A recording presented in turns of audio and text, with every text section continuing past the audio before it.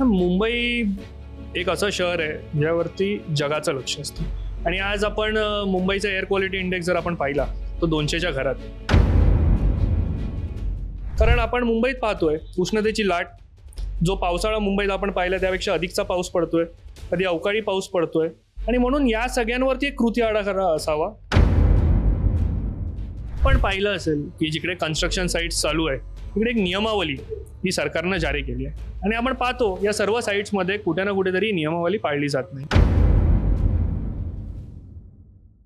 मुंबईत सध्या प्रदूषणाचा मुद्दा हा ऐरणीवर आलेला आहे आणि आदित्य ठाकरे यांनी सुद्धा आज हा मुद्दा चर्चेत आणलेला आहे. त्या संदर्भात आदित्य ठाकरे यांनी सुद्धा महानगरपालिकेचे आयुक्त भूषण गगराणी यांना पत्रव्यवहार केलेला होता. मात्र एकीकडे आदित्य ठाकरे हा पर्यावरणाचा मुद्दा सातत्याने उचलत असतानाच त्यांच्या पक्षाचे नगरसेवक अंकित प्रभू यांनी सुद्धा या संदर्भात सरकारचं आणि महानगरपालिका प्रशासनाचं लक्ष वेधलेलं आहे.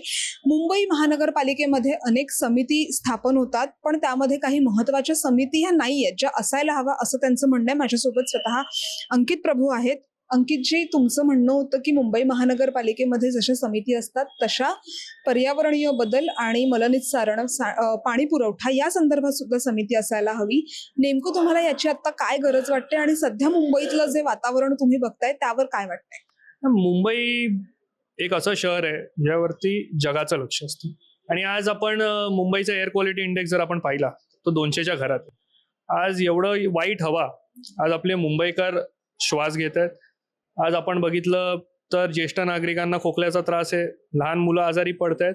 हे सगळं जर घडत असेल तर या वायू प्रदूषणामुळे घडतं. वायू प्रदूषण जेव्हा आपण बोलतो तेव्हा लोक म्हणतात की रस्त्यावरती पाणी मारा आणि वायू प्रदूषण कमी होईल. पण हे एवढंच करून होणार नाहीये. तर त्याचा कृती आराखडा महानगरपालिकेनं तयार करावा. केंद्र सरकारचे जे नियमावली असतील, राज्य सरकारचे जे वातावरणीय बदलला धरून नियमावली असतील त्याचं पालन मुंबई शहरात झालं पाहिजे. आणि एक समिती, मग त्याचं नाव पर्यावरण व वातावरणीय बदल समिती असेल, त्याला वैधानिक दर्जा असेल अशा पद्धतीची समिती मुंबईत स्थापन करावी. कारण आपण मुंबईत पाहतोय उष्णतेची लाट. जो पावसाळा मुंबईत आपण पाहिला त्यापेक्षा अधिकचा पाऊस पडतोय, कधी अवकाळी पाऊस पडतोय.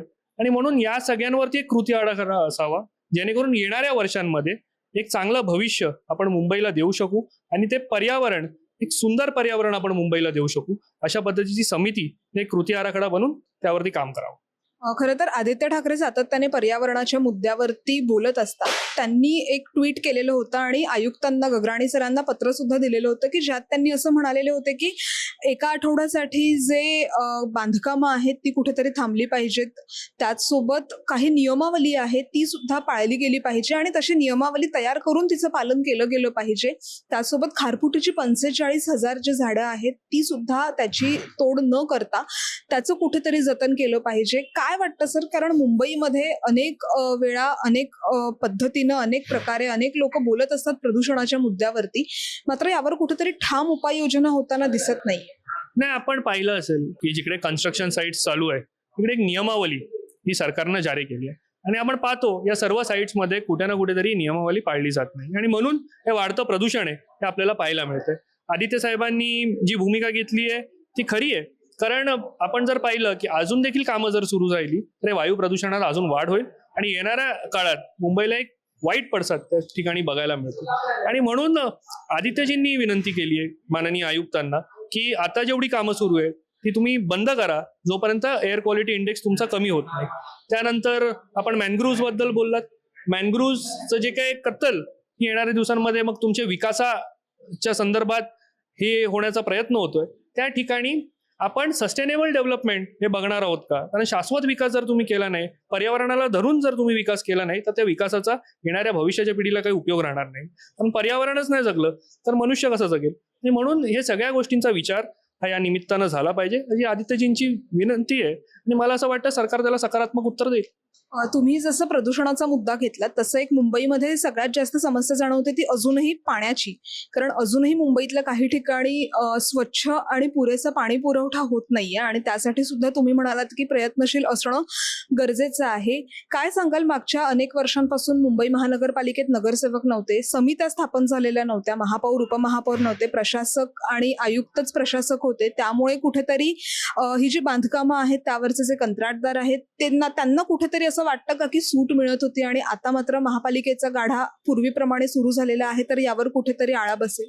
निश्चित नगरसेवक हे असं पद आहे जे लोकांनी निवडून दिलं असतं की पूर्ण वॉर्डची पहारेदारी ही त्या नगरसेवकांनी करायची असते आणि म्हणून त्याचं काटोकाट लक्ष असतं त्या विभागामध्ये आणि त्या प्रभागामध्ये काय सुरू आहे.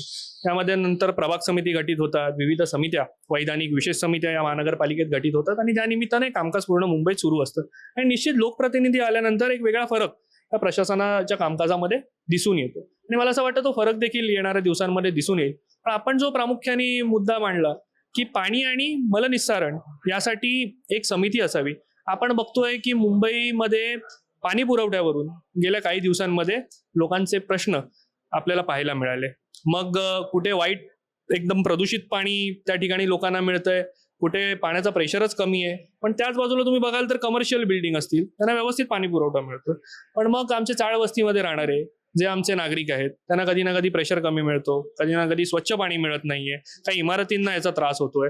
आज आपण ही स्थिती आपल्या सर्वांना मान्य करावी लागेल की जरी जनगणना मुंबईत नाही झाली असेल तरी लोकसंख्या या मुंबई शहराची निश्चितपणानं वाढली आहे आणि म्हणून या वाढत्या लोकसंख्येप्रमाणे आपण जेवढं MLD पाणी मुंबईला देतोय त्यापेक्षा अधिकचं पाणी हे आपल्याला मुंबईकरांना द्यावं लागेल. कारण शेवटी सर्वसामान्य मुंबईकर पाण्याचा कर हा भरत असतो आणि म्हणून जर तो पाण्याचा कर भरतोय तर त्याला आवश्यक तेवढं पाणी हे मुंबई महानगरपालिकेनं प्रत्येक मुंबईकराला दिलं पाहिजे.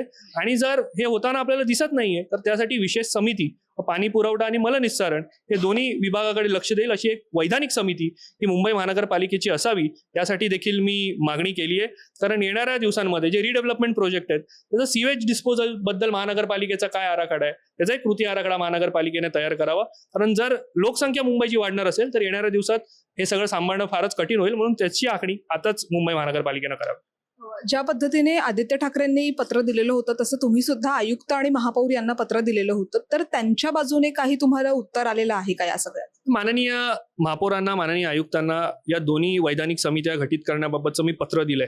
यामध्ये या बाबतची ठरावाची सूचना देखील मी सभागृहात उपस्थित केली आहे.